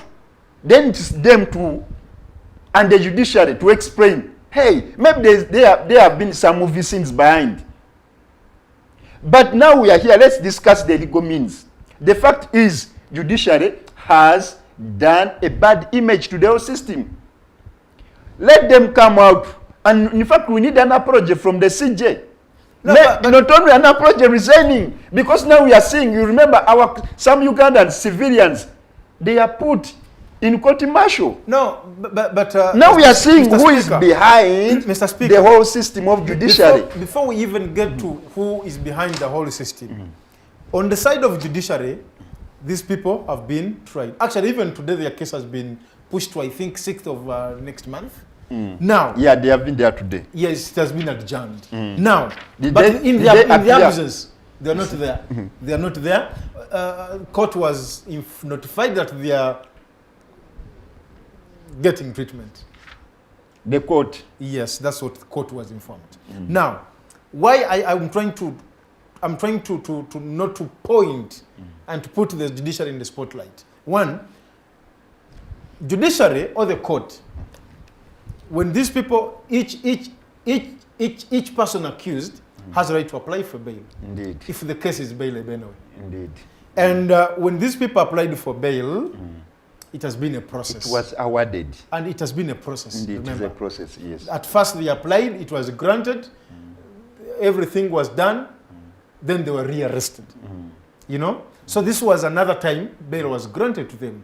And one of the things for bail to be effected, you have to deposit the 20 million shillings, which was asked for. And indeed it was. According to court. According to court. And indeed it was deposited.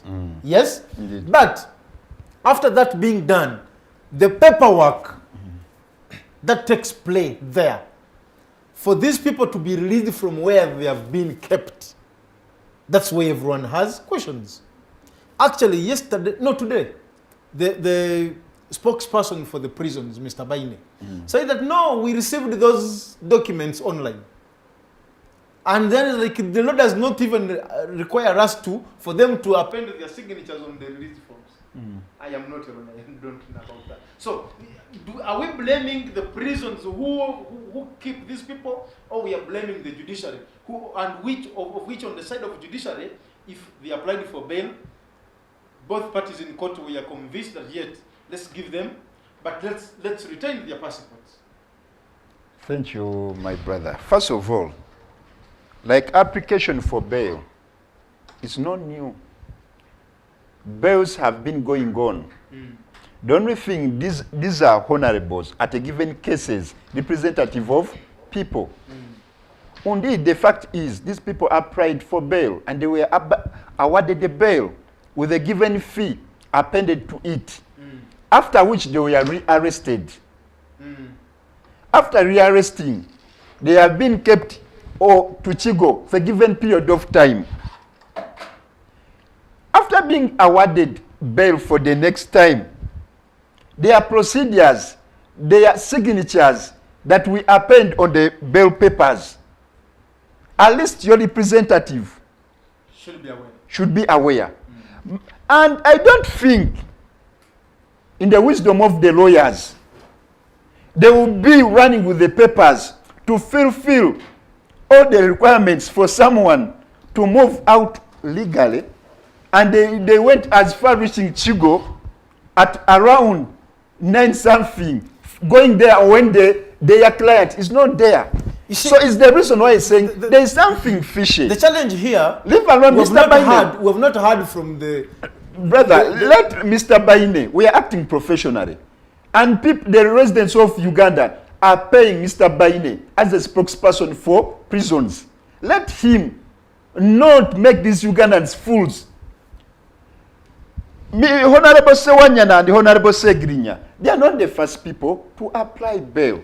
The only problem is, now it is becoming a burden to this representative that we are making it a crime to them. It's not a crime that these people were awarded a bail.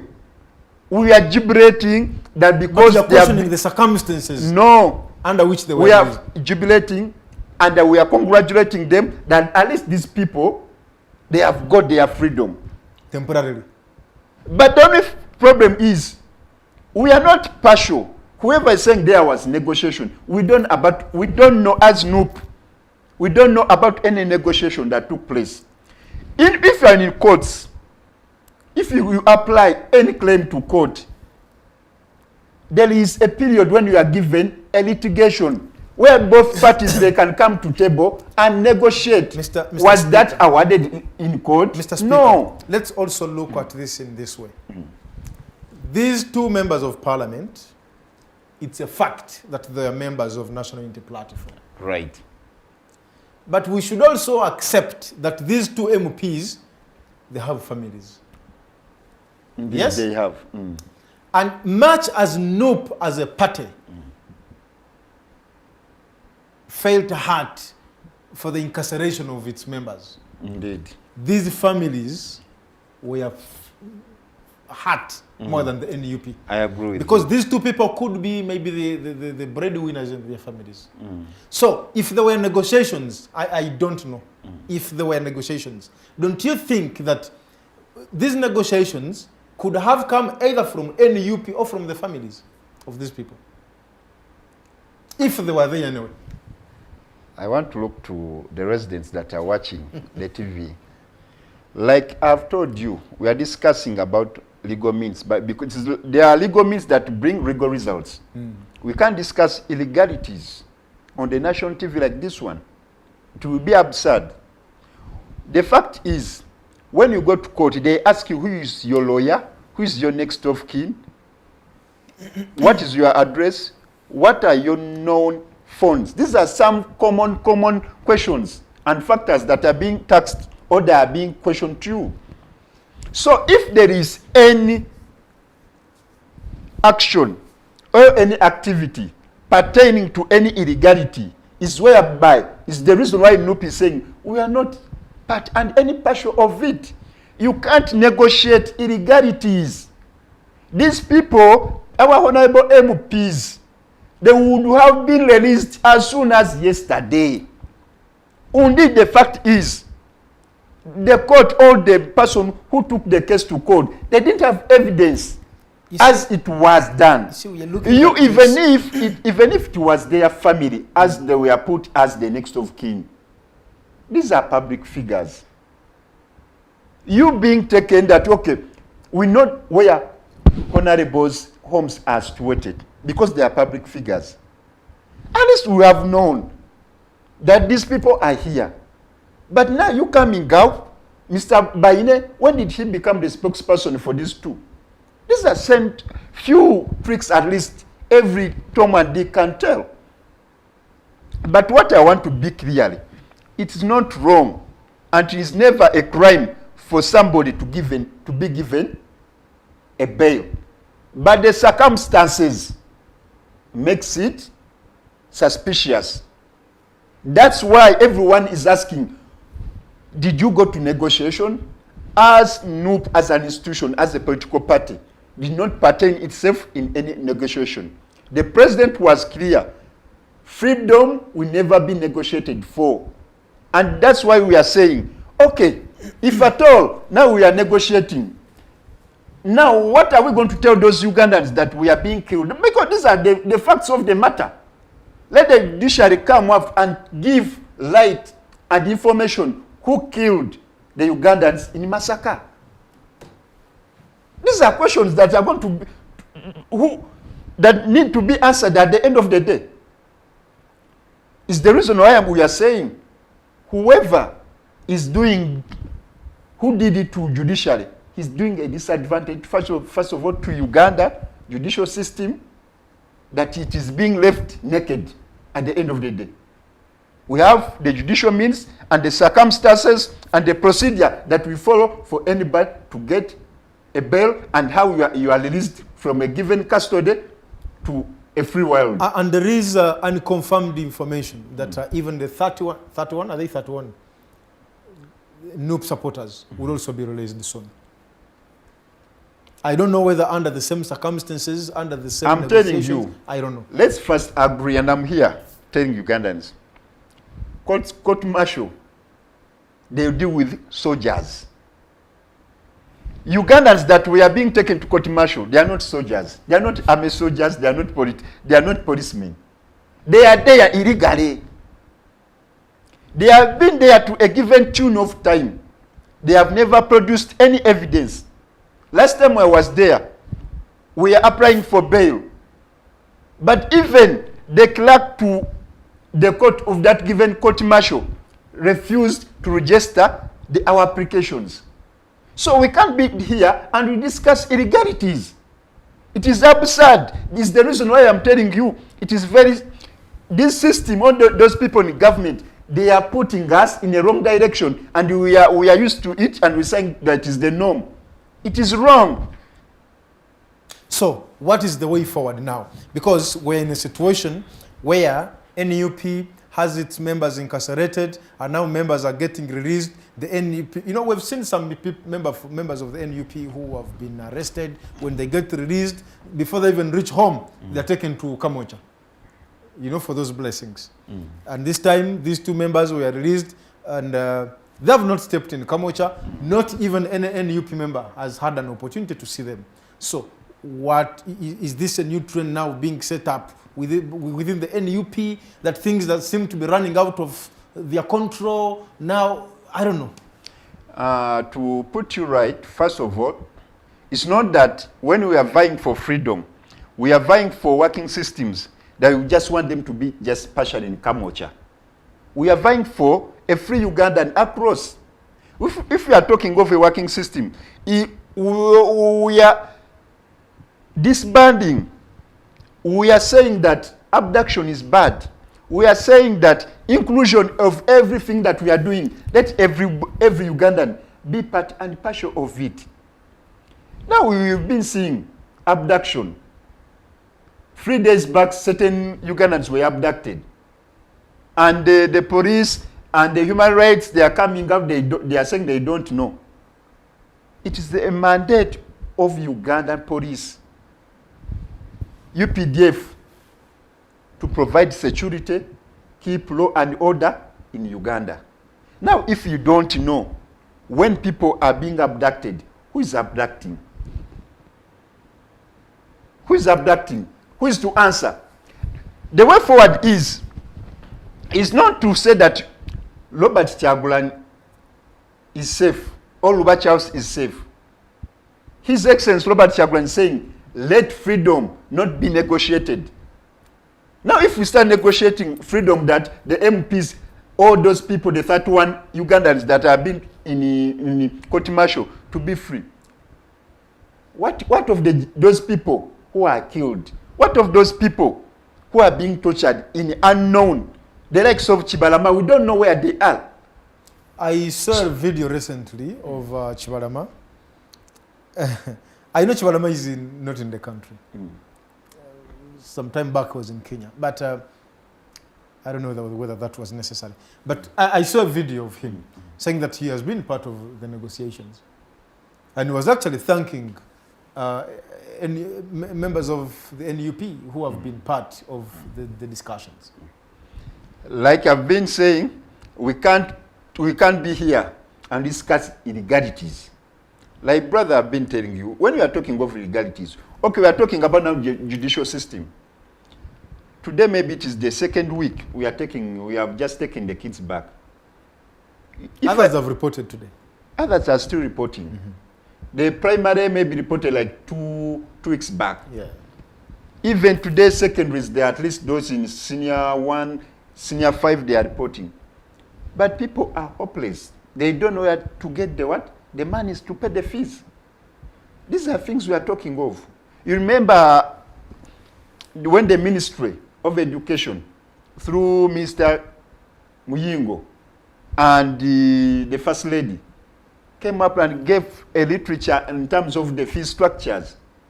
The question was, we know these people, they own schools. Have they solidified in their own schools? We are talking about freedom, equity in all sectors.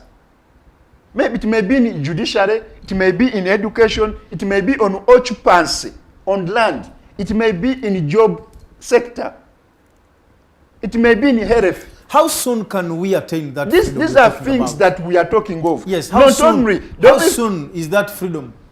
The only thing that when we are talking about these systems, or we are talking about embarrassment in the systems where we are just thinking of tomorrow. Mr. Speaker, how soon do you think we can attain that freedom you're talking about? The freedom, it can be as tomorrow, so long as all of us we can stand up. If at all the engineers can stand up, if at all you, the journalists, are doing your work professionally. If at all the personnel and the ladies and men in uniforms, they are doing their work, instead of coming them in the darkness and they tell us, you talk for us, such that our monies, salaries, they are not taken by the big generals. If at all these people in hospitals, they stand up. You have seen it in Kenya, how unions are operating. But remember last time when the Union of Doctors, what they were just kneeling for Mr. Museveni. It is wrong. These unions, they are part and parcel of fighting for equity in the country. If at all we can copy these unions, sectors in our neighboring, that's how we can move from a given stage to another level. This is not all about Robert Kyagulanyi. It's not all about NUP. It's the reason why His Excellency Robert Kyagulanyi is saying, you be part and parcel of every person, if he's in DP, if he's in FDC or NRM, so long as is genuine, so long as he's real in terms of changing our society. Thank you so much. Well, this is the Hotline show that runs every Monday here at the Digitalk TV.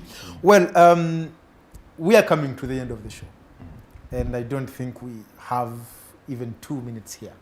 I just want to get your closing shot and maybe one last word to the people of Makindye Division. Thank you, Mr. Abdalla Tiff, for hosting me and the management of Digitalk TV for giving an opportunity to leaders and other Ugandans, at least to come and share views with other fellow Ugandans all over the world. But what I can say, I know there are challenges. I'm sympathizing with those people in different categories of challenges. There are people who have lost their loved ones, those that are taken out by the injustice of the system, but everyone is facing it. What I can tell Ugandans, the residents of Makindye, it takes a lot for you to stand firm and you say that this is wrong. It's not that Luba Charles wants to talk, but it's because of the people behind us that tell us that this is wrong. If we need a justifiable system, a free system, let everyone do his mandate. Let not only be the mayor, not Luba Charles the speaker, but everyone, even you the area councillors, even you the LOC1 chairperson, even you the residents of Makindye, we can fight these voices together. My greetings to everyone watching Digital TV, and by names of Luba Charles, the Speaker, Makindye Division Urban Council. See you when we meet again. Well, thank you so much, Mr. Luba Charles, and we do appreciate that you've been able to make it to share with us your views and opinions on quite a number of issues within our country. Well, building Uganda is a role and responsibility of each of us.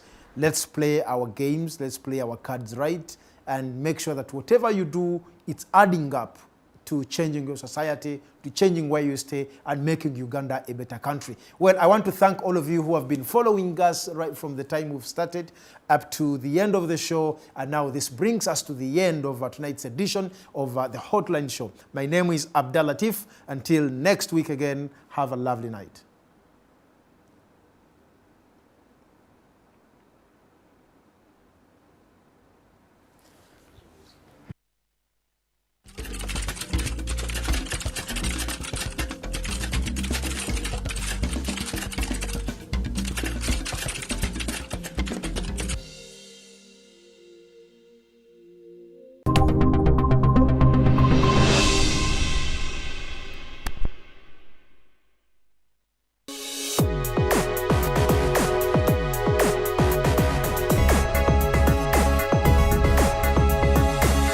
The Alternative Digitalk. Real issues, real talk.